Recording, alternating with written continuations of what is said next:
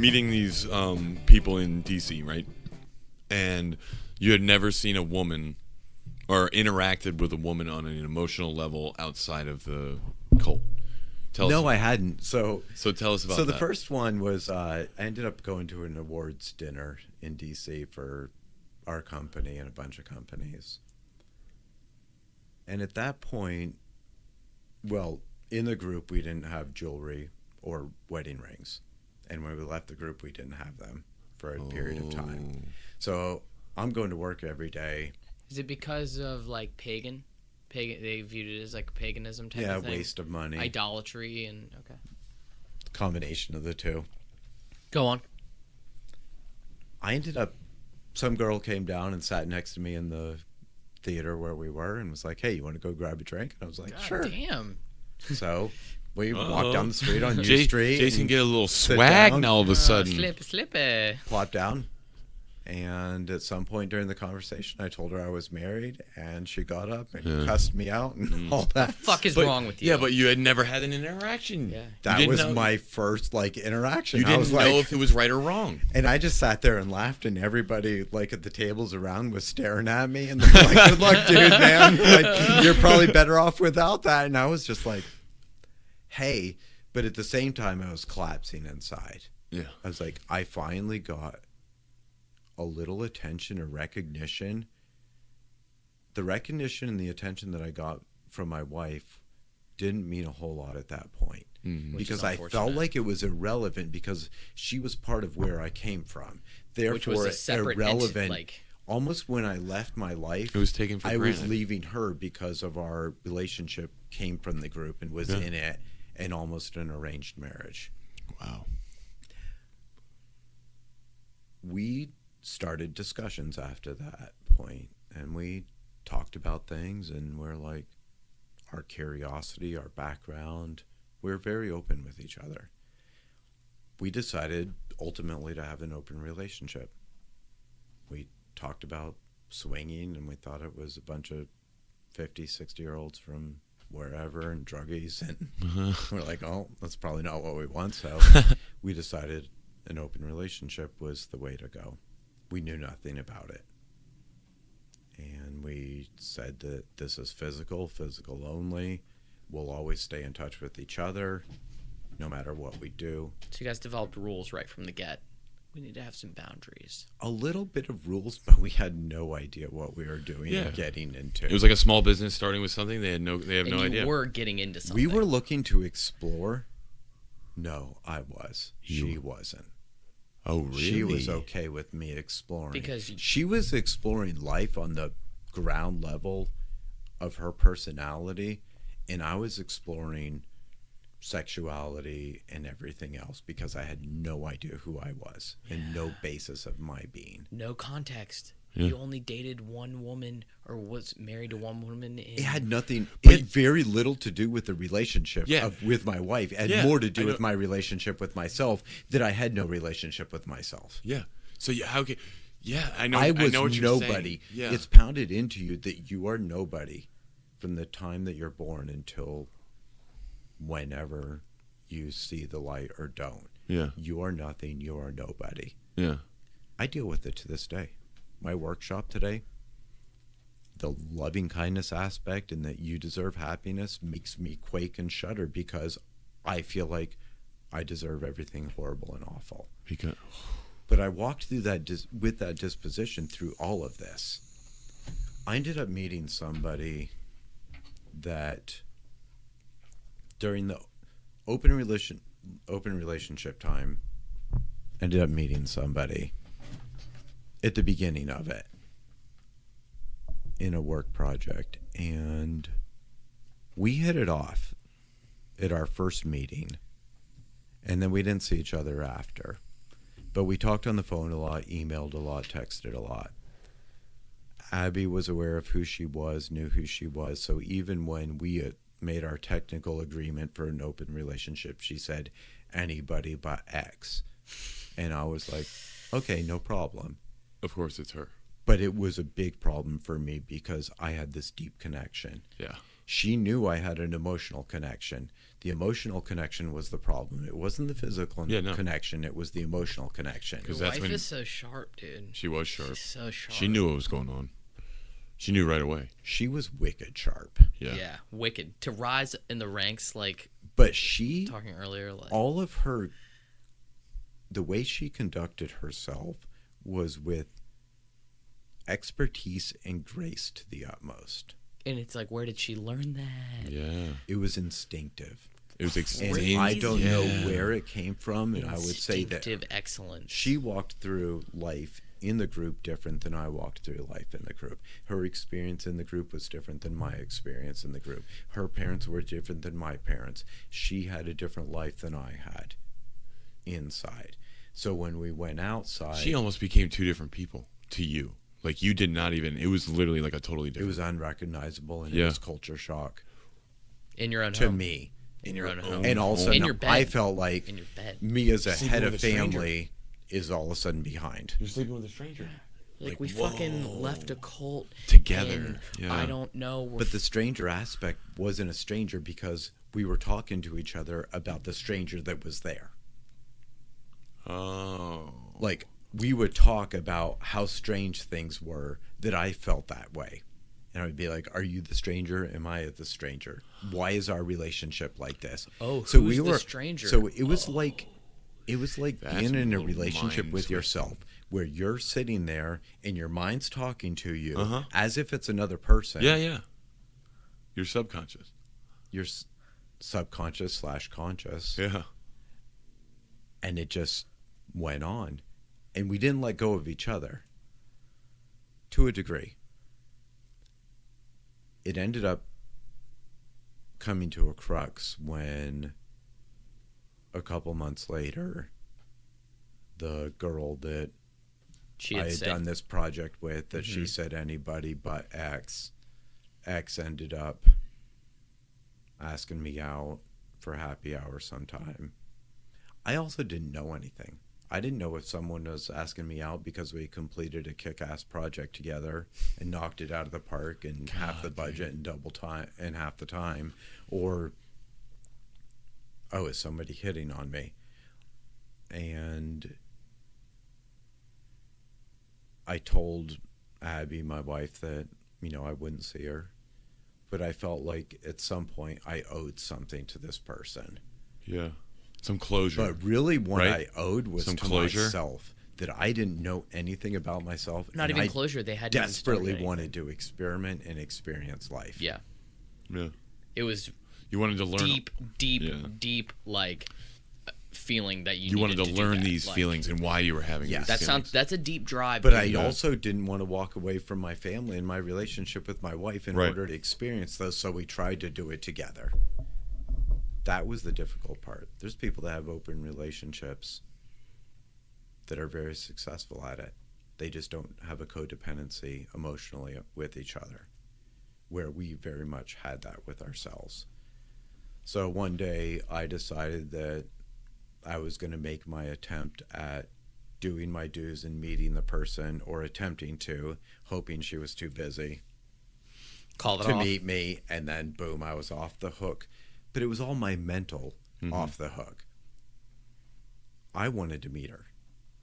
And so I texted and I was like, hey, I'm coming home from work. I'm going to stop and watch a game in Arlington. I don't know if you're available. You're probably not. Well, she was. Yeah, of course. So she was dying. She was like, yeah, then let's do it. do the gentleman's thing, and I said, hey, parking's going to be a bitch. Do you want me to pick you up, or you want to meet me there? And she said, oh, yeah, pick me up would be great. Of course, come on. We're locked in. And Let's then go. it was when I pulled up in front of her apartment, and she came floating down her apartment steps, that I looked up, and I realized that I had gotten in way too deep. Wow.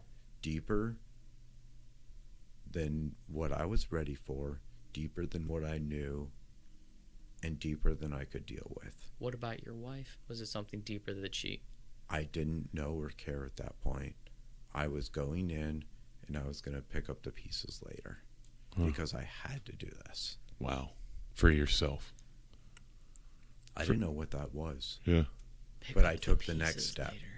Yeah. And she got in the car and we drove down, went to the first place. It was packed, so we went to a corner bar.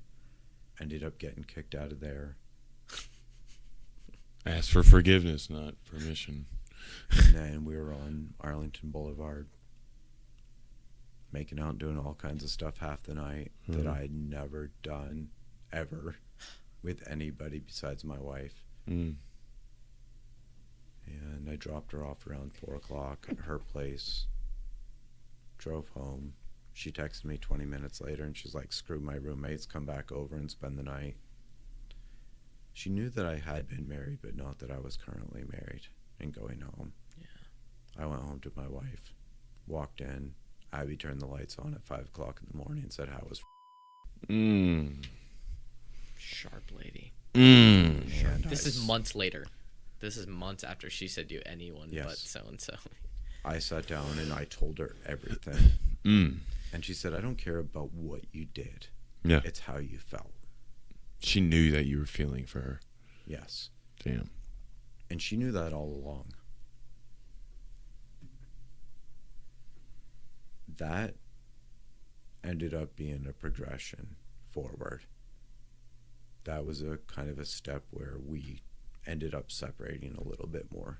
We decided to continue, but with more of a don't ask, don't tell aspect of our relationship. Changed the dynamic. Yeah, got a little dynamic's more, changed. got a little more raw. And it changed in a way that you can't come back from that. We did, but in a different way. Yeah. Yeah. I mean, that's even still, that explains it all. To come back from that in a different way is Yeah, so we, the math changes. it continued. She ended up ending our relationship. A week later, she asked me if she knew that I was married. I was like, well, she knew that I was, but not that I am. But I went to meet her a week later to basically sit down and tell her. I chickened. Didn't tell her. So Abby told her. And she just gave her a text and said, FYI, I'm Jason's wife. We're currently together, woman to woman. I thought you might want to know. Okay. Epitome of class and grace. Yeah. Oh, yeah. I was furious. Oh, yeah. Fucking furious. You overrode my only sense of individuality at all. How fucking dare you? Yes. Jeez, I finally found something about myself. Learning about myself, and you just fucking ruined it. Gives you the right. It was a little bit of validation of me and who I was, that this random girl at that point that was much younger than me, and I didn't really care what the age was. 'Cause you We didn't had know. a connection. Like, It just didn't matter. It didn't matter. Yeah. My only sense of validation was wiped out. And that became a deep chasm for quite a while, for years. wow. Wow. That was like a meteor striking 2 your years world. after that, Okay, yeah, go ahead. a lot of developments, things had happened. I had changed jobs. We had both started businesses on the side. She was still going to school. I was working a lot. We were just basically trying to climb the ladder. It's life. Yeah. Yep. I met somebody that I kind of sort of saw a few times. I didn't really know what she was doing. I was traveling a lot for work. Next job I got required traveling. I was gone 6-7 days a week. And one day I was home and I was just starting to think about things and reflect a little bit. And I was like, where have we gotten in the past 3 years? Like, what are we doing? And What are we holding on to? What is this? yeah, it was like more. Like, what What's are we, going on? Like, what are we? What are we doing? Yeah, There's no term for this. and Like, she had a problem with her email and asked me to fix it. I was like, what's the password to your computer? What's your password to your email? Got in, started setting stuff up. Next thing I know, saw an email. boom, Yeah. I find an email. And then I find out that she's in a major relationship with somebody. And she's not in a major relationship with a nobody. She's in a major relationship with a major somebody. Ooh, Oh, somebody with high stature and power. Yes. Oh, fuck. I didn't know the high stature and who it was initially. At that time. I knew that it was a major relationship. Okay. I freaked the fuck out. How did you figure out it was a major relationship by the nature of what you were The reading? email. Yeah. Yes. Okay. No, multiple emails. Yeah. It's like goes on and you're Was there- scrolling and you're he had like, bought a house "Whoa." for them. I'm sorry? I'm sorry? Yeah.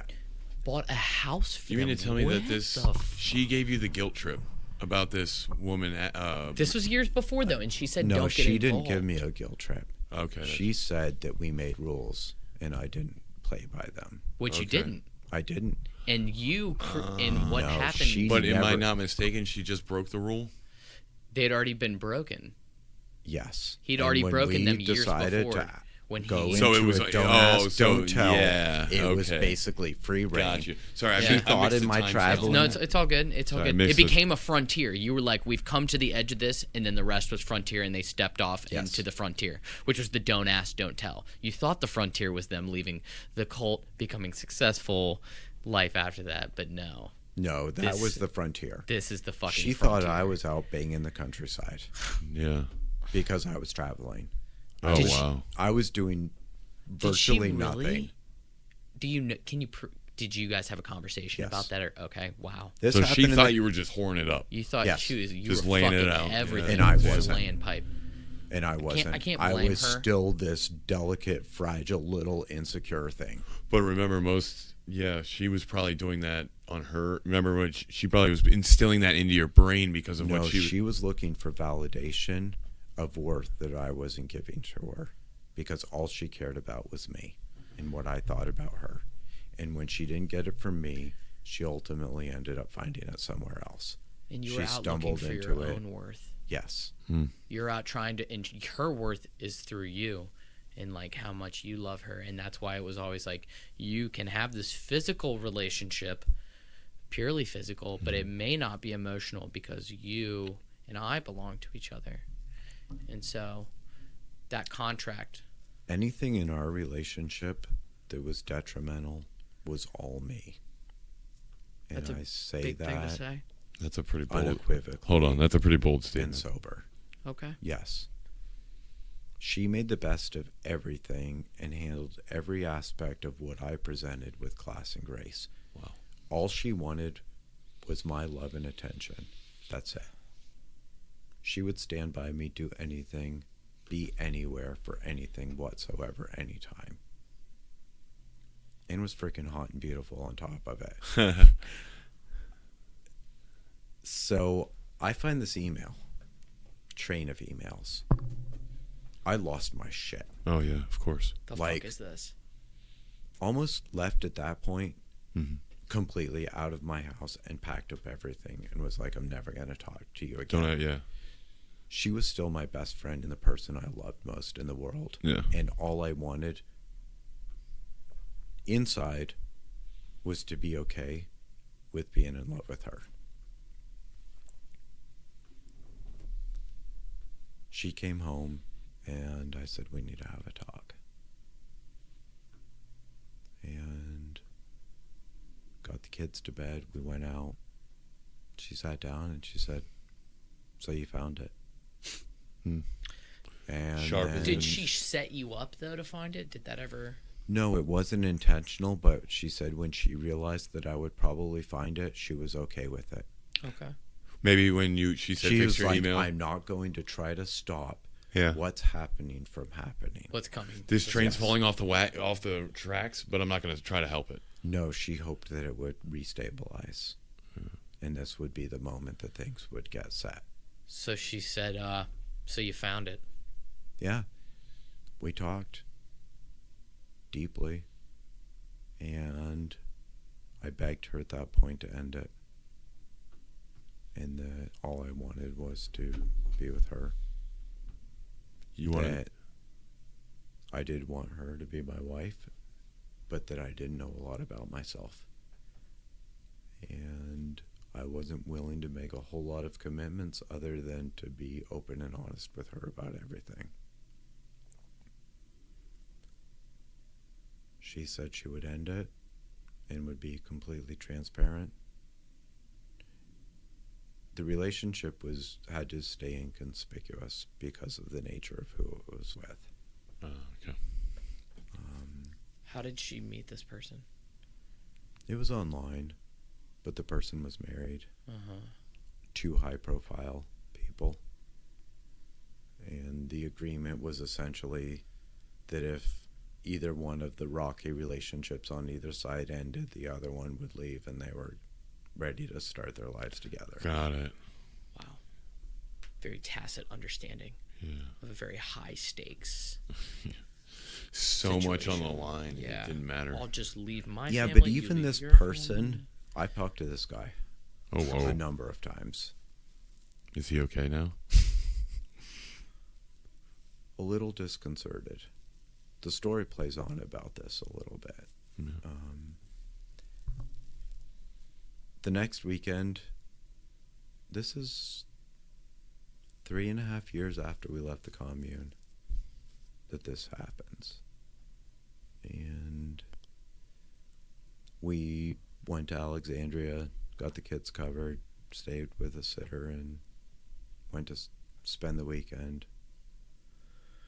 Got a hotel for a couple of nights, and that's when we went and bought our wedding rings for the first time in our life.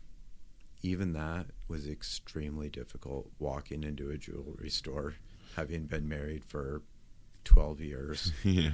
going, how do you buy wedding rings? Knew nothing about it. That's hilarious. But we did it. And trip ended up getting cut short because my oldest son split his head open. We ended up Saturday night in the ER all night and waiting for a plastic surgeon to come put him back together. Jesus. It was her younger brother that was watching the kids. He had come into town and volunteered to watch them. Keep tabs on the younger brother. Yeah. That one. And we went on at that point very open with each other. We didn't decide to end our open relationship. We just decided that it wasn't a don't ask, don't tell. Yeah. Stipulations were different. So you opened it up and then brought it back in. Brought it back into the we're together and we're experimenting in this, whatever this frontier is, we're now together again. Right. Oh, you guys reunited out there. Absolutely. Yeah, that's awesome. And we stayed that way from that point forward. That's awesome. And by reuniting together out there in this unexplored territory, which is being in an open relationship and being honest about it, what did that mean for you guys to bring it back together again?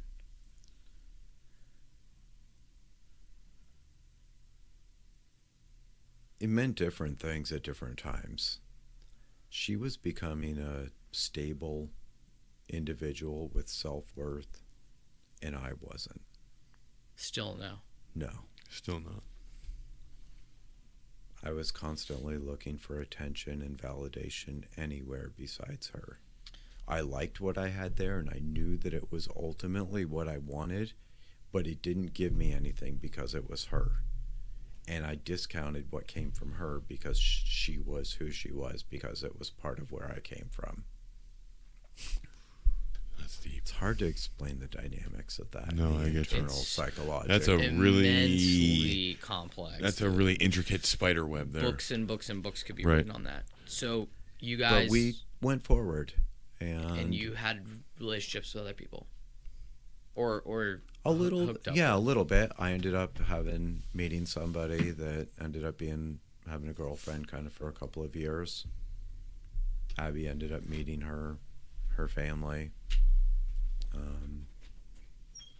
was a little bit up and down. It was, for me, some self-validation, but it wasn't my entire self-worth. Like, I told Abby that, hey, if something ever happened to you, I would never be with her. But we had those kind of conversations. We did stuff like go to Outer Banks for the weekend, and on the way down there, we set up Tinder profiles for each other. And I texted guys the entire way to Outer Banks while she drove, and we just kind of made fun of it, but it was also real. Like, she ended up, On her profile, you would. yeah, or Text we would guys. sit in bed at night and do switch phones and like text each other's What? partners and laugh about it. But then we would meet the Oh, people. Skidgy. Sit your ass back down. He said that they reached a point where they're just driving. Do you tell him? No, we would make each other's Tinder profiles. Well, the first came up when we were going to Outer Banks together for the weekend. Just the two of us, Gut and the kids watched, and I made a Tinder profile for her, and then I ended up texting guys all the way down to Outer Banks while she drove, and then she ended up, and then she Are you did the fucking same kidding? thing for me. Wow, you probably And got way more action. You probably got She was probably pulling all sorts because of honeys, women know how to. bro, Dude, like, yeah, Yeah, exactly. but she Her ended up swag was meeting on the point. guy that I messaged for 6 hours and telling him, "I'm sorry, that was my husband texting you the An entire awkward time." conversation, to say the least. Yeah, that's a good awkward conversation to start. I've been on quite a few Tinder dates, and I never had that one thrown at me. But That's like, there was a night around this time, actually, with that guy, and we Alright. decided. oh, go. Sorry, go. No, we decided to. We were like, "How are we going to do this? Like, we're kind of, sort of enjoying this, but also it's a pain in the butt when you're at home and your partner goes out for the night, and you're sitting home alone twiddling your thumbs." So one night we decided to both go on dates the same night. We left the house, told the kids we were leaving. Oh, you went on separate dates. Mom and Dad Yes. are leaving. Bye, guys. See you Yep. later. Don't make a mess. And Pizza money's on the counter. she went to see her guy. I went to see my girlfriend, and spent call a him couple of Hugo. hours, 5 We'll call him hours, Hugo. and then we met back up together around 11:30 in Ashburn at Bar Louie and had a couple drinks together. You and your wife. Yep. And then we went home, fucked each other all night, and had the time of our life That was my next question. after we had both gone out. And, And already, yep. Wow. already And nutted. but the problem was that, like, the great part was that there was balance. Nobody was at home wondering. Yes, I was. Yeah. I was with my girlfriend in DC, and she was with some other guy, and I was like, I hope everything's going to be okay. But that's, like, kind of what living life on the edge is like. Wow. That's really like No, it's fucked up. that dynamic is very interesting. That's very interesting. Keep in mind, for anyone listening, like, that's not me. Yeah. Like, it was something I needed to do at that point.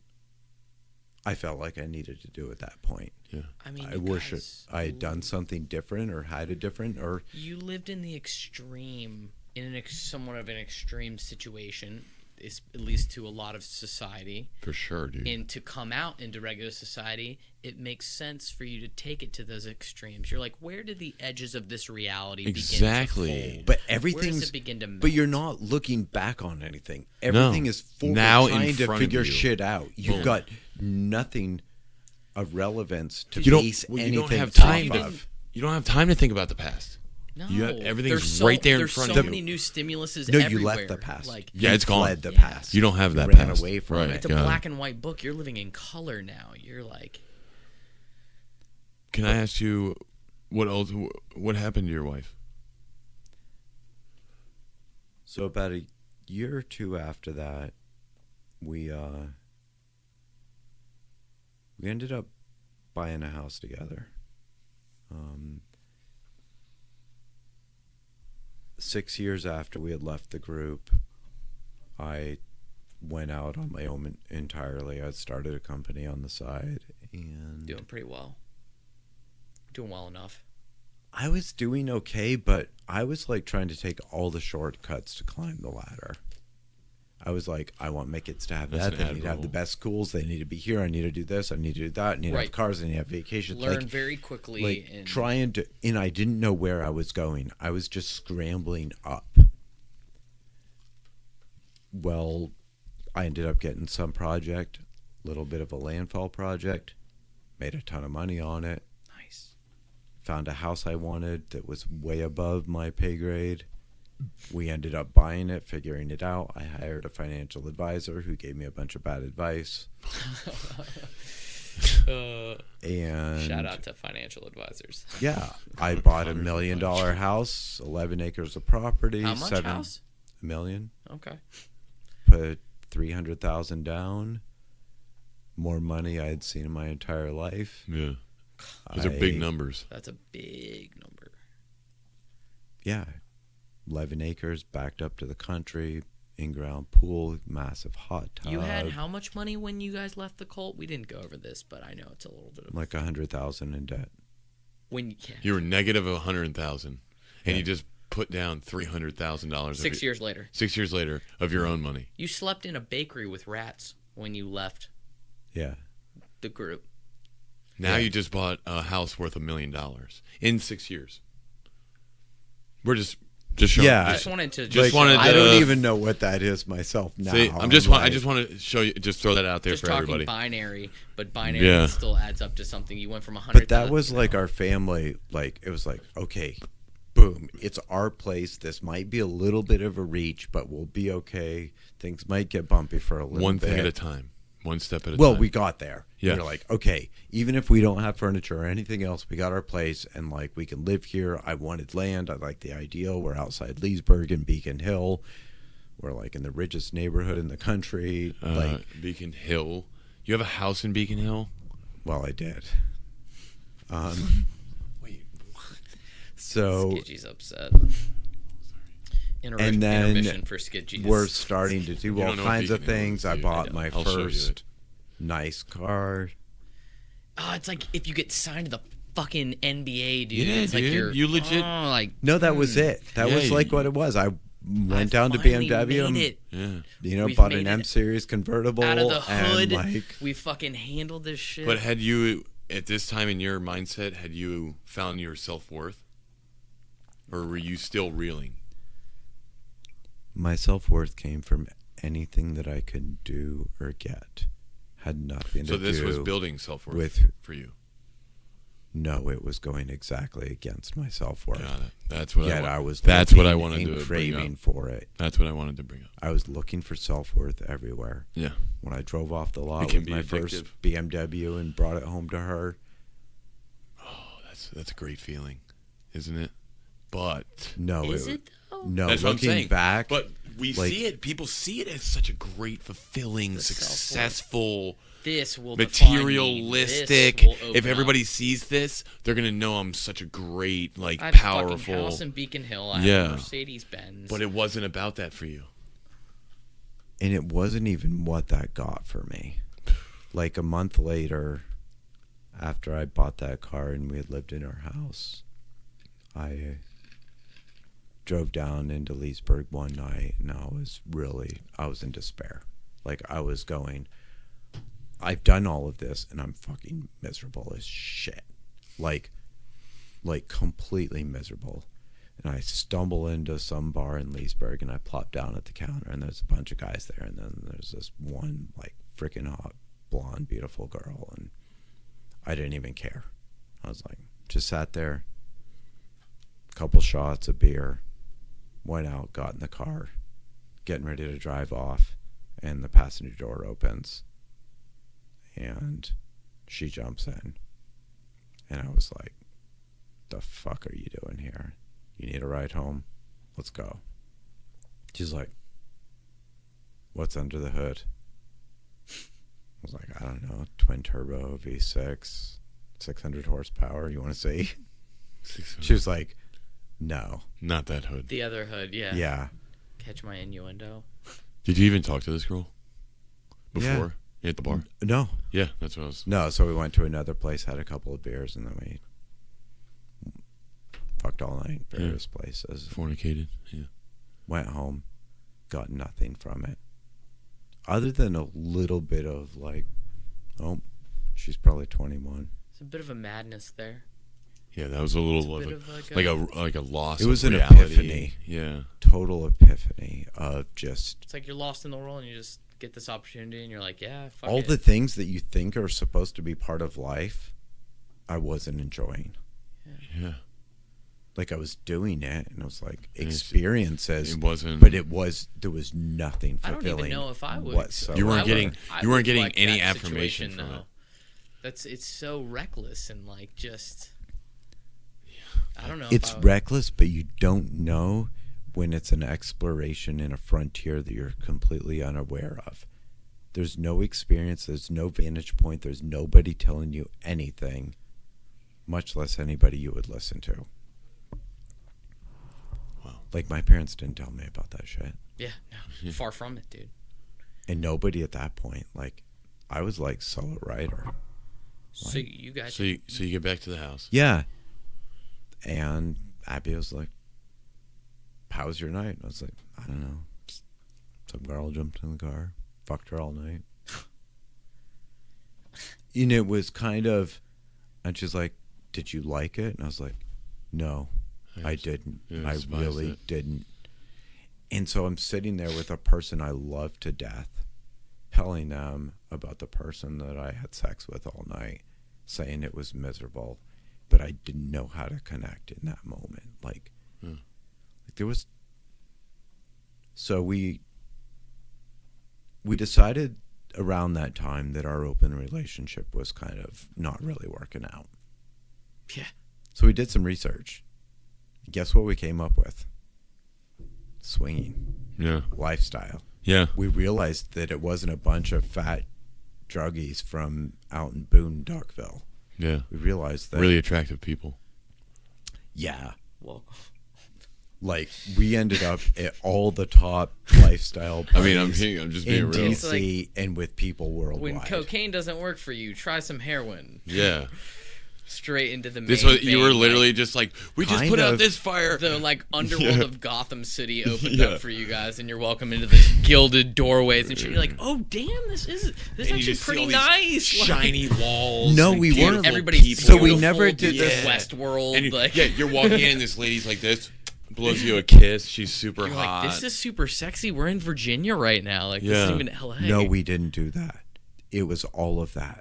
But we didn't look at it and say this was awesome and this is super sexy and all that stuff happened. Yeah. We met a few people in a couple of places. One couple in particular that we kind of connected with and had a good time with. Like, they were good people and there was like a mutual connection all around and nothing was serious and neither one of them was like looking for something else and it was just really chill. Other than that, it was pretty much a train wreck. Like, there was always... So... There's always something. No, when you're with a girl, it's like you and her, and all you have to decide between is yourselves. Yeah. If you add another person, then it's like... What the hell are you going to do? Yeah. You add two people, and it's like, who's okay with what, where? Yeah. I got you. And then there was only Who's one comfortable with what? couple who that wants to do everything what? was okay where. Like, Right. we ended up in one situation where we met a couple and had dinner, and we're like, oh, okay. And it was more like I thought she was kind of hot. And then we ended up getting a hotel room, and all of a sudden Abby texted me, and she's like, peace out. Like, and we had an agreement that there was no one taken for a team. Like, if one wasn't in, we were Both all out. out. Yeah, Yeah. And I was like, we're wingmen. I was like, God damn it. Like, I wanted this. yeah. I wanted And to smash. jumped up, and we both bolted. That's crazy. She seems like an awesome woman. But, No, she was. no, Like, I know. And so it's all like we dove into that scene and we're just like, we're going to go experiment and try this out and see if it works. And we're all in all together. Like, this is us. We're doing it together. And we did. Like, we met couples where there was like, one of them was, weirdness you could there. tell that they weren't together. And we're like, fuck you guys. Like, Yeah. you better go get your shit straightened out. Yeah. So we knew all of that going in. So it was like the first time where we had a little bit of swag, Yeah. but it was mostly between us. We didn't have it like with other people. We just had it between You're the like, two of we've us. been here before. We know what we're doing. No, Yeah. we just knew that we were okay with each other. I mean, you guys had been through arguably more than any other couple that you ever dealt with. Like, you Probably guys are combined. operators in a sense. Yeah. I know that you didn't feel like you valued yourself and all that stuff like that, but the things that you've been through, and then to come together for that sort of thing might make you feel like fucking Rain Man. Well, we About also to For real, Rain dude. Man your way through the single we seat also swinger got to a scene, little even point though of you're new like to it. we don't really care now. Yeah, you don't We're fucking okay with care. everything. We've done this and we've made Nothing it so doesn't far, so we're matter. gonna be okay. Yeah. And that's kind of how we This step is forward. nothing. But this was like a really short period of time. The swinging. Yeah. Okay. Yeah. And we didn't do a whole lot physically. We went to a lot of parties. We met a lot of people. And we did very little bit physically. Like we went to one party, a New Year's Eve party that was an entire hotel, A full- 1,500 couples, Whoa. 3 ballrooms, 7 open bars. That's 3,000 people. Yeah, This is in DC? more or less. Okay. And it was a big swingers fucking So club. there's a big Yes. swingers community. And Jesus. like the top 2 floors of the hotel were all blocked off that were big sexcapade rooms. Like everything was Yo. like insane shit. I've And- heard of stuff like that in Mexico. And so like- we went, like when we went to that thing, we were like, Not in- we just did stuff with each other. Yeah. And we were like being almost like our freedom that we were looking for, we found. Yeah. And having sex. And all of a sudden we realized there's like probably 2,000 people watching us. And we really didn't care. Oh, you had sex in front of all these people? Yeah. Holy shit. And then we did a little bit of stuff with other people. I mean, all the girls we met a couple there. And then her and the girl ended up hooking up a few times and doing stuff at clubs. And we ended up getting all the top clubs in DC all the time because the 2 of them Jason, were crazy. you have an interesting story, dude. But yeah, a few months. Can't make So this shit up. a little bit, a couple months after we had gotten into this, she had asked about. She tried to go to California to see her niece a couple times a year. So in May of 16, she had planned a trip to California to visit her niece and brother. And about a week before that, we went to lunch one day. I worked from home, and we tried to do stuff every now and then. But this was Wednesday, the week before she flew out, and we went to lunch that day, and we went to Barcelona, Reston. Had lunch, sat at the bar. It was a little bit of an edgy lunch. I don't know what happened there exactly, but we ended up in an argument of some sort. And she got up, grabbed her stuff, walked out. I still had to pay the bill. And I did. And then I walked out in a complete fury, angry. And I found her and I was like, don't ever walk out on me when I'm paying for your lunch ever fucking again. It's pretty brutal. Yeah. Yeah, really brutal.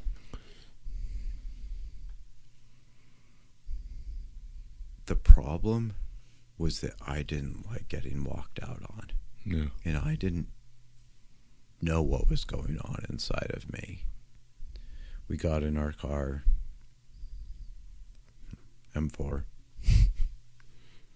hauled ass down to the Fairfax County Parkway, and I pretty much kicked her out of the car, or almost did. Opened the door, went to kick her out.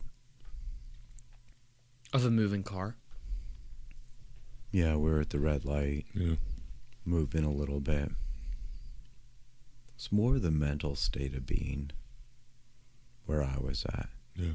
But it was a brief moment because I pulled myself back in. And I was like, fuck, shit, I'm so sorry. Like, I fucked up. I don't know what I'm doing, so I'm just going to stop now. I'm going to be quiet and shut the fuck up because I don't know what's going on. I don't know how we got here. We went out to lunch 2 hours ago. Everything was great. Now it's horrible. This all just happened so fast. Yeah. We didn't really talk for the next week. I mean, we talked about life and the kids and this, and that, and the other, but we didn't bring up That night. that event. Exactly a week later was Wednesday morning, and I We got the kids out to school. I went into my office and worked for a little bit. Came out around 8:30, 9 o'clock, and I was like, hey, babe, you want to go to lunch today? And this was the first time we had talked about anything since the week before. She said, yeah, sure, let's do it. What I didn't know at that point is that she ended up canceling a lunch date she had with somebody else to go have lunch with me. Over the next 2 hours, ended up getting slammed in the office. Contracts for a couple projects that I desperately needed or thought I needed rolled in. Got really busy, and around 11 o'clock I went out and I was like, hey, sorry, I don't think I'm going to make it today. She said, yeah, all right. I get it. Like, I know you're busy. Always. I know always what's going understanding. on. Class and grace. Gravitas. The next half hour, I haven't squirmed so hard in my life. Sat in my chair. I was uneasy, couldn't figure out what was going on. I was just like agitated. And finally at 11:30, I jumped up and I walked out of my office. I walked into the living room, stood in front of the fireplace, and I was like, fuck it, let's go. And I said, if there's one regret in life I want, it's leaving work for you, not you for work. Because you never know when it's the last lunch you'll ever have. And we jumped in the M4, which at that point didn't matter because we were going together. Went down to Leesburg, went to the wine kitchen, our favorite place, had a 2-hour lunch, favorite bottle of wine. And we didn't even talk about the week before. We just said it doesn't really matter because we know what we have. Went home, had a great afternoon, evening, and dropped her off at Dulles at 5:30 the next morning. As beautiful as that was, well, when I dropped her off at Dulles, I almost got arrested because the cops kept telling me to move the car, and I wouldn't because we were out on the curb making out. Dude, they're relentless, dude. They don't. And I give was up. like, dude, it's 5:30 in the morning. There's nobody Like, here. it really doesn't They matter. don't Like, care, dude. They're so relentless. so the night before, she had asked me about going to see the person that she was in this long-term relationship with. How long had they been split up? A couple of years. Wow. And she wanted to go over there to see him. She was going there, and he lives in California now. She was going there anyways. Yes. Right. She wasn't really asking for permission. She was kind of letting you know what's going down. Yeah. No, Okay. she asked me if I minded if she saw him while she was out there. Oh, okay. She Okay. hadn't contacted him or anything. Right. And I said, she hadn't been in contact with him for like Years. years. Yeah. Okay.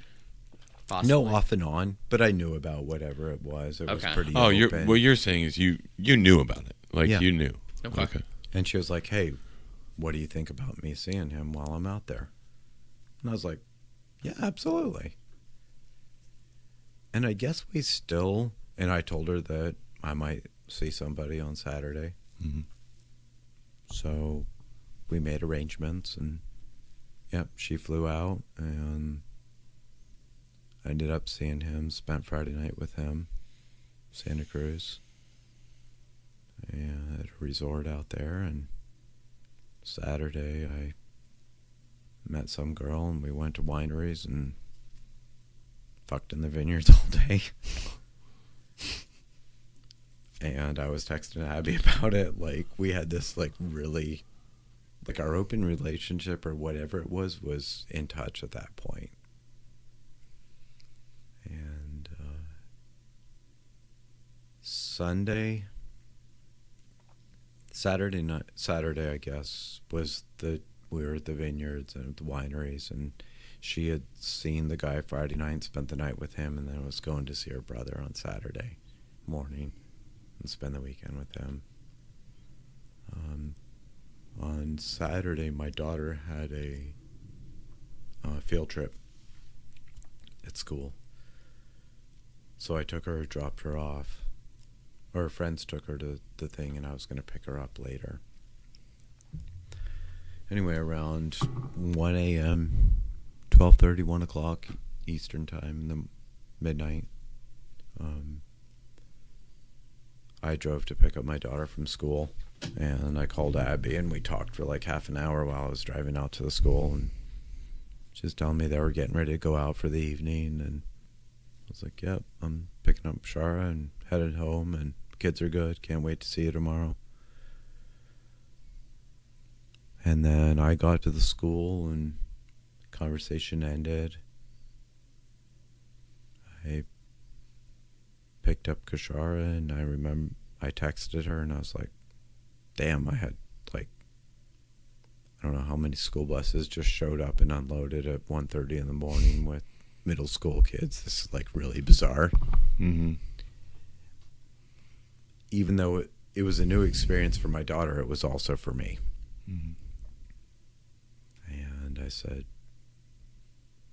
bye, I love you. See you tomorrow. And then we texted, like our goodbye texts were always, I love you, be safe. Like when I traveled for work, no matter what, we always said that to each other. And I went home, took my daughter, went to bed. I woke up around 5 o'clock. And dog was starting to wake up, and I kind of laid there for a little bit, slept, and ended up getting up around 5:45. And I like grabbing my phone at 5:45 to take the dog out, and looked down, and there was no text from her. But the dog had started getting really antsy, freaking out, like really antsy, like howling, running around. And I was like, dude, what's the problem? Like, there's no bears out there or something attacking the house. But he was German Shepherd, highly protective breed. And I made the decision not to freak out at that moment. Mm-hmm. Even though I made the conscious decision. I was like, we always text each other. Phone must have been dead or something. Like, there's a legit reason. But I was worried. And I took the dog out, took a walk, thought about when she was going to get home, thought about moving forward, thought about the week before and how bad things were, how good they were in a short period of time. Why are there dynamics like this? How do we move forward? What's the best thing? We had talked about separation. We had talked about divorce. Are we better separate? Are we better together? What do we do here? Like, we had these like legitimate conversations. And my oldest son had spent the night out at a friend's house a couple miles away. And around 11 o'clock, he texted me and asked me to come over and pick him up.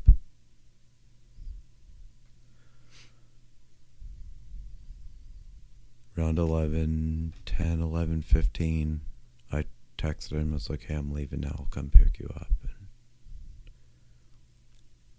I drove down the dirt road, up our driveway, turned on the dirt road, Old Waterford Road, started driving toward Waterford.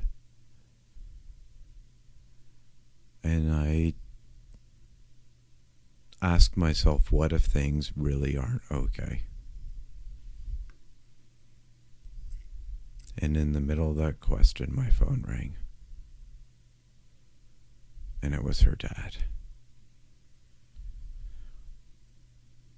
And I knew there was only one reason that her dad was calling me. And it wasn't good.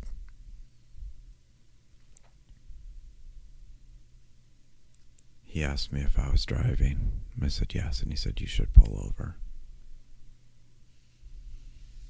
I debated in that moment whether I should speed up and slam into a tree and let fate handle itself.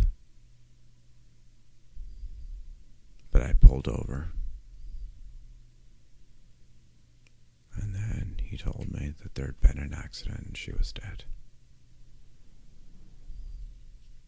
I didn't hear anything after that or before it. Still an echo resounding kind of in the back of my mind that makes its way forward every now and then. What happened to your wife? Yeah, what did happen? She'd gone out with her brother and a few friends that night. Quick question. Were her siblings part of the community as well, the group? When we left, one of her younger brothers had left. And she was the second one. And then shortly after, the brother that she had gone out to see in California left. He lived with us for a little bit. Okay. And he lived in San Francisco. Yeah, North Bay area. Okay. Santa Rosa. Sub Rosa. So the short part is they went out for the night and they ended up driving home, and he had had a lot more drinks than anyone realized. There was a single car crash where he went around a corner at double the speed limit, and she died on impact and he crawled out. He lived. Jesus. Yeah. He got charged with second-degree murder because of all the previous DUIs, etc. Nobody really knew about. Jesus Christ. We found a lot of information during the trial. He's in prison. Yeah. Yeah. What is he serving? 10. He's only serving 10 years. Yeah. Wow. Do you forgive him? Have you even thought about forgiving him? No. Yeah. I didn't think so. No, I haven't thought about it. Yeah. Well, yes, I've thought about it. I don't hold resentment. Yeah, you've said that before. Like You a don't- current state of being, I don't hold that resentment. Yet I also don't know. I'm very aware of the fact that if I place the blame somewhere and I hold the resentment, I'm the only one who loses. If you hold on to that. Yeah. I also don't know that I will ever talk to him again Yeah, no. with I mean, anything other than a middle finger. Either way, I mean, That's yet to be determined. yeah. So your wife passed away. That must have been hard on the family, yeah. Yeah. I drove up to the house where my son was. I texted him and said, "Hey, I'm here." He said, "Come in, have breakfast. We have pancakes for you." And I was like, "No, get out to the car now." Yeah. I don't want no fucking pancakes. He didn't know. That's all I said. When he got out to the car, I had shattered the windshield from my head slamming into the windshield of the truck. You what? Whoa. I shattered the windshield. Of your truck with your own head? Yeah. Jesus Christ. Out of anger? Out of Anguish. frustration? Anguish. Grief? Sadness? No, it was all- Inflict as it was much anguish. Anguish? on your- I didn't know. I just Pure anguish. smashed and he got in. Dude, that's like being I was ripped. screaming my head off.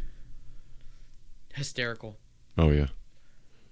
Beyond hysterical. Yeah, hysterical. Like pure chaotic hysteria. Yeah, like fucking reality is melting. Like your fucking Yeah. heart has been ripped out of your chest and you're no longer The same. living. Yeah. You're like, You can try to find words to describe Exactly, it, but but you're there right. really aren't any. Nope. And we'll leave it at that. The two of us made our way back to the house, kind of driving together, bumping into trees, bridges, fences. When we walked in the door, we collapsed in the entryway. And my daughter walked to the top of the stairs and she said he was drunk, wasn't he? which daughter? My oldest. Said he was drunk, wasn't he? Clearly inferring Yes. her brother. At that point, I didn't know anything. Oh, at that She point you knew- didn't. She knew before you more even did. information about him than I knew. Oh man. But it all came haunting. We did the whole. Well, The court within case, 2 yeah. hours, half of this Percival and Waterford showed up at our house, and there's nothing you can do to console somebody or help anything.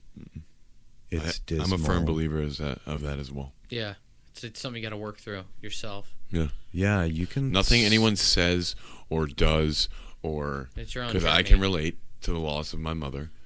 There's nothing, and no matter, it could be your best friend, your blood brother, your sister looking you dead in the face crying. It doesn't matter. You just Being there is always something I'll do There's as nothing they much can as say I to can console for you. people. But most of the time it's, hey, I'm here. Yeah. I Yeah. know. Because you'll need someone to lean on. But When you you gotta, need a place to drop your shit and lose your shit, I'm here. That's fucking I know. awesome. I got That's the what's up, deep dude. stuff. Like, that's where awesome. I'm at. Yeah. Like, when everyone else is quaking, Unshakable. you got me. unshakable. Yeah. Unshakable. The next year was a daze. Yeah. Complete daze. Just want to. You I was have 4 kids, right? groundless, entirely groundless. She was the only grounding that I had whatsoever of any sense Of the in word. any yeah. imagination. Yeah. I knew a lot of people. People showed up right and left. I was starving for attention. I was starving for connection. What I was looking for with her, what I was looking for with everybody else, all came in this complete implosion. And yeah, it got really chaotic, wild inside. I had no concept of really much of anything. Yeah. Tried to be there for my kids. I was a tyrant. Trying to hold everything together. Trying to figure shit out. It wasn't working. Didn't work. Didn't happen. I was meeting girls all over the place.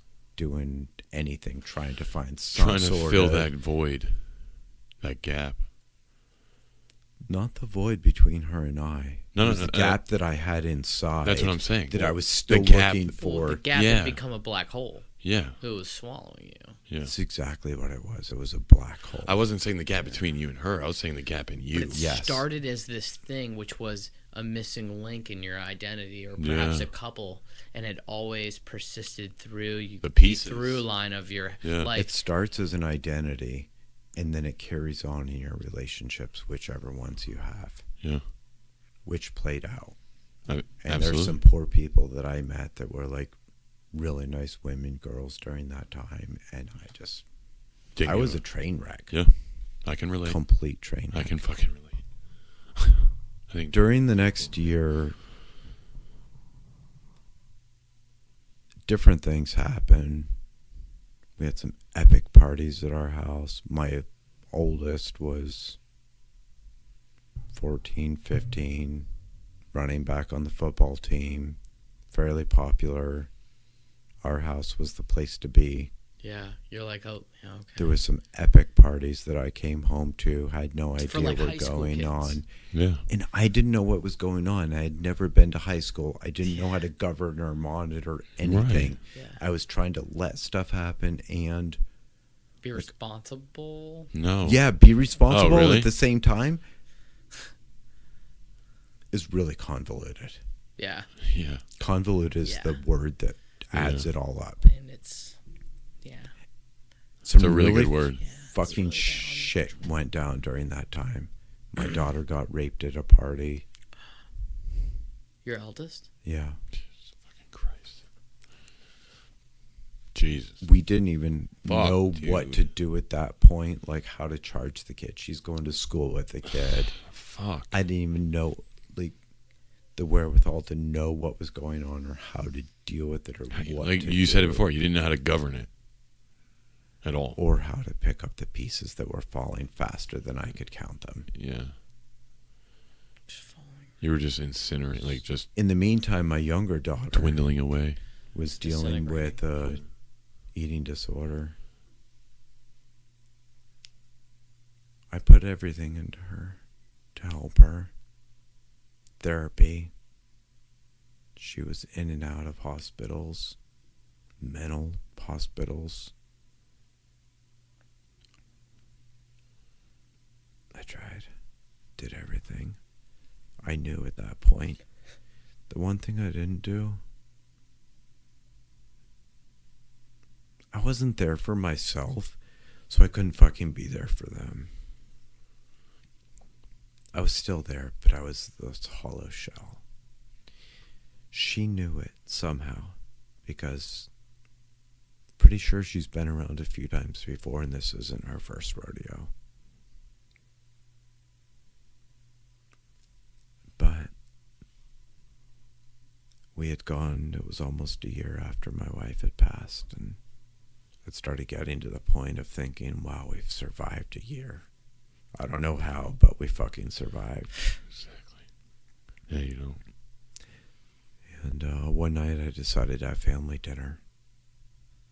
I grilled, made some, I don't know, steak bits or something, and vegetables, and brought it in, and tried to get everyone in the house and all sit down at the table. And the middle of the table, my younger daughter, as he wouldn't eat, didn't want to eat. Everybody started yelling at her, asking her if she understood what she was doing to the family, why she was making it so hard. It was like, can you just goddamn eat your food? Like, we have enough shit going on. Can you just please eat? Like, we don't need this too. She said some stuff. She got up from the table and walked out, and she said, I'm going to my room because clearly this family would be better off without me.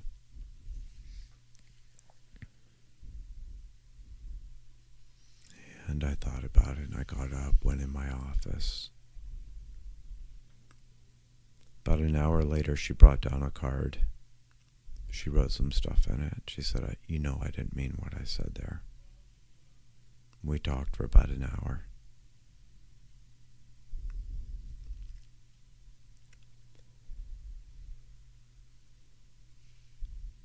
Then she got up and left. Gave her a hug, told her I loved her. She's told me the same.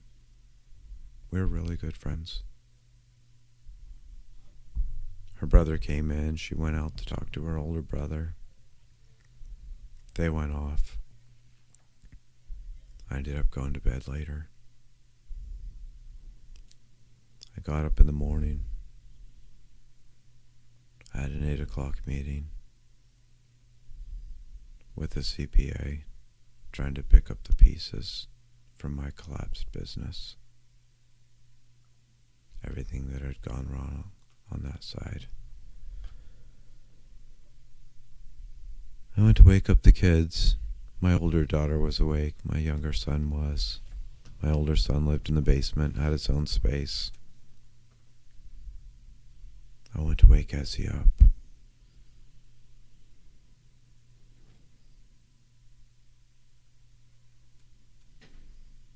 And she was in bed, in a puddle of vomit that was all orange.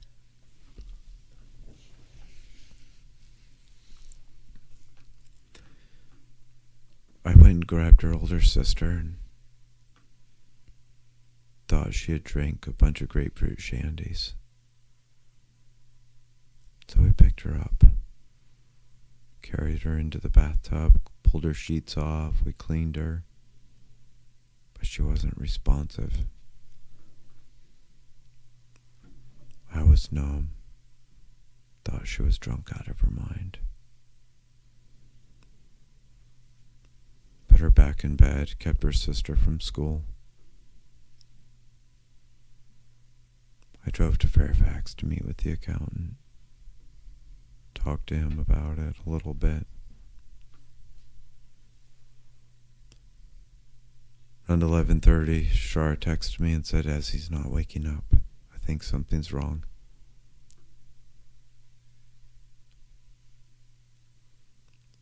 I drove home, and I realized something was wrong.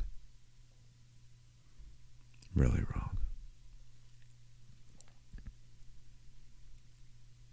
That's what I called. They showed up. Said this isn't alcohol. Far from it.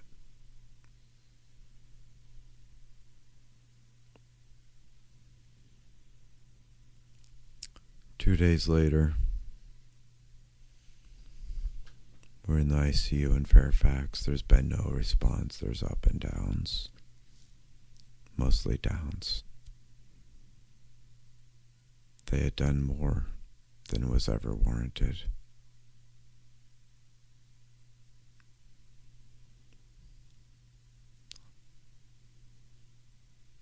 It was Wednesday morning when we found her. Friday morning, the rounds in Fairfax. Doctor came through. His new ICU doc. Head of the floor. And he said he needed to talk to everybody and stepped out. And I walked out of the room and I said, no, there's no more talking without me. I'm involved with everything from this point and I know everything. So don't say anything behind my back.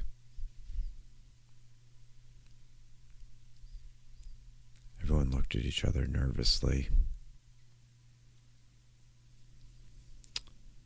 His key card tag had a Red Sox band on it. Lanyard. I looked at him and I was like, if that was Yankees, I wouldn't trust you.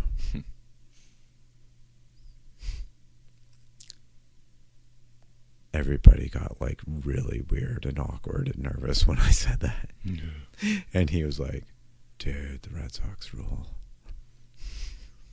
This is a small moment.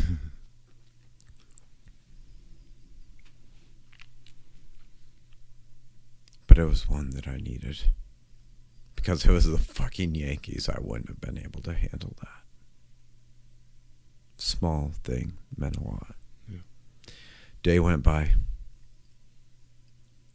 I knew we were coming. It was close. She had been in a coma. There wasn't much response. There was some small. Nurses came in at 7 o'clock, 6:30, 7 p.m. for the night shift. The two came into my room. They walked in, and I was like, I introduced myself instead of them. And I said, hi, I'm Jason. Are you okay with being with me when my daughter passes tonight?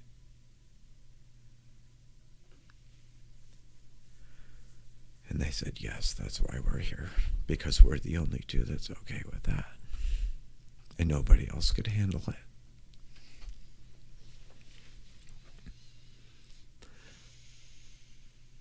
I went out and took a long walk.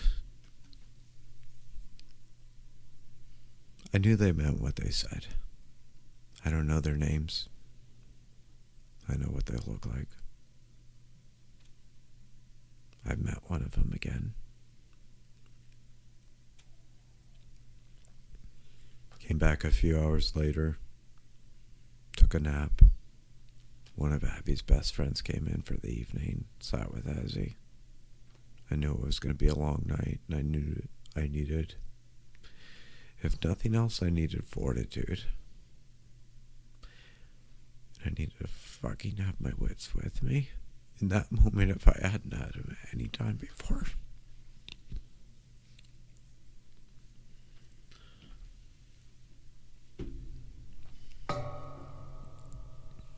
Around 12 o'clock. The head doc of the floor and resident came in. She said, you know, we're getting there, right? I said, yeah. I signed all the DNR papers. I told her I wanted peace. And then I wanted everyone to do exactly as I said when I said it. Because it was I said that and she said, yeah. It'll happen, as you say it.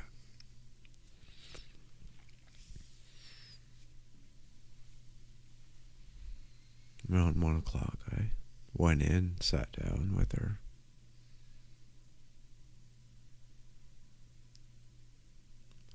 And I listened to her. And all I heard her say was, Dad, I've asked you to let go for a long time.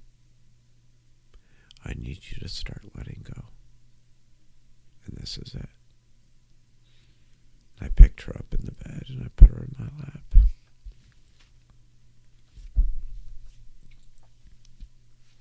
And I asked everyone to leave except the new nurses that had said they were willing to be there, and that's why they were there. Told the doctors to leave.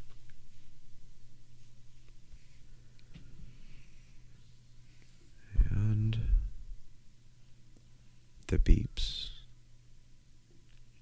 went to a flat line. And I told them to unplug and turn everything off and turn the lights off. And I turned on her favorite song.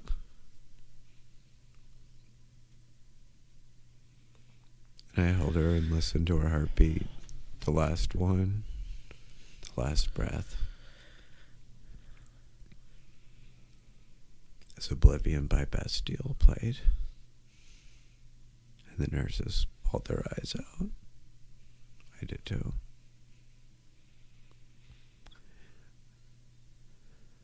And then I promised her that I would start letting go.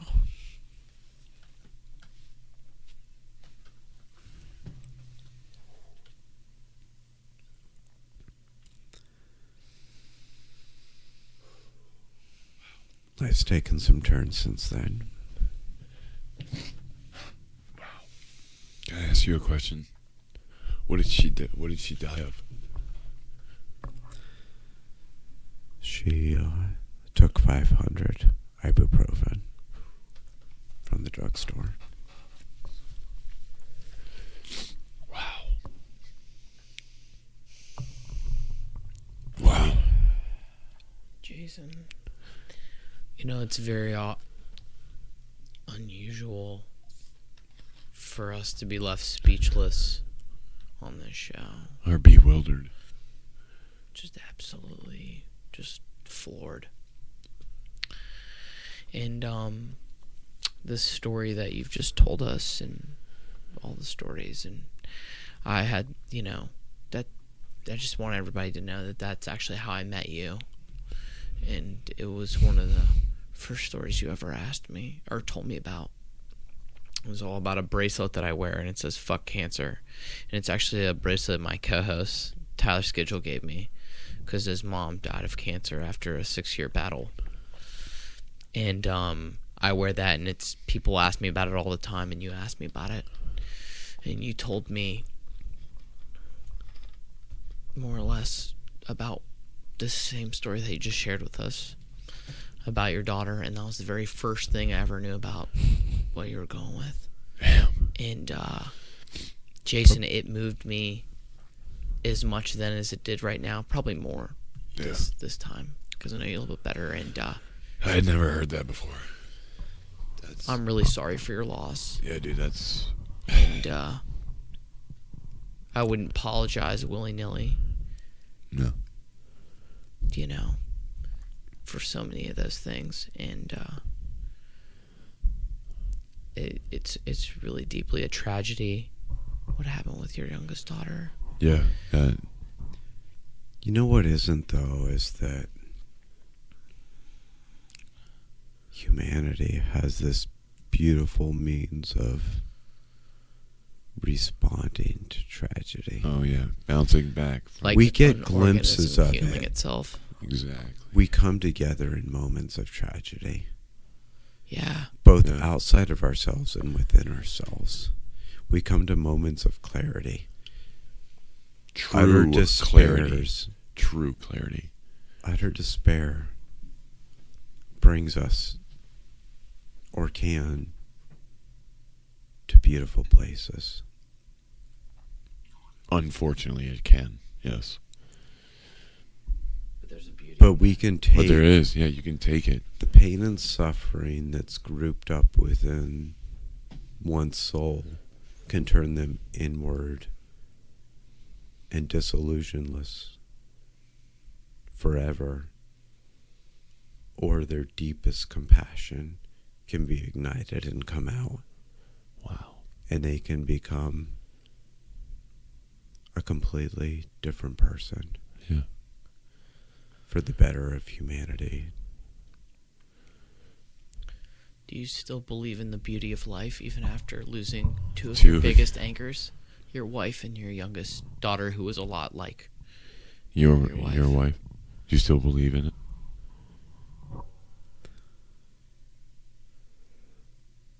I'm here for a reason, I believe that. and I won't let them down for that reason. But more than that, it's about me. It's not about them. Yeah. Yet they give me inspiration through who they were. Absolutely. I could struggle to be here for them and live for them and never come to who I am in myself. All they wanted, both my wife and my daughter, was me to be who I was.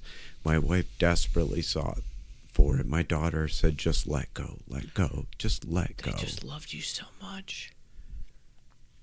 They just wanted you. All they to be- wanted me was to love myself. Yeah. And to be okay with who I was, and that's what I wasn't. But I am now. You have, through these tragedies and these just horrific events in your life, it has shaped you, even when you weren't realizing it, through that year of your wife passing.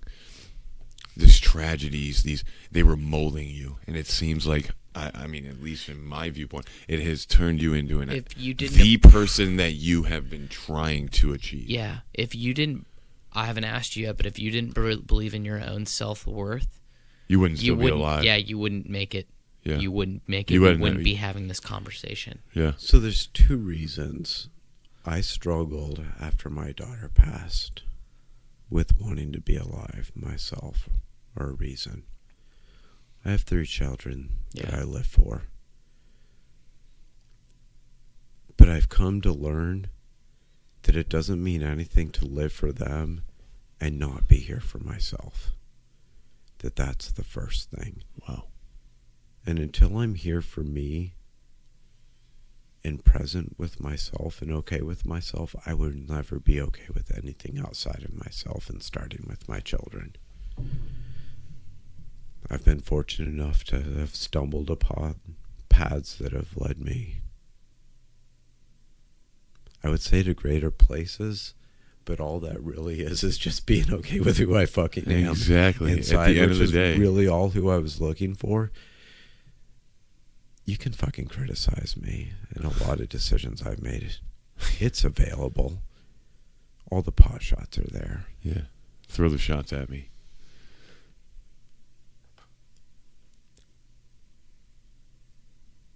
We learn life by living life, and it really sucks that it's that way.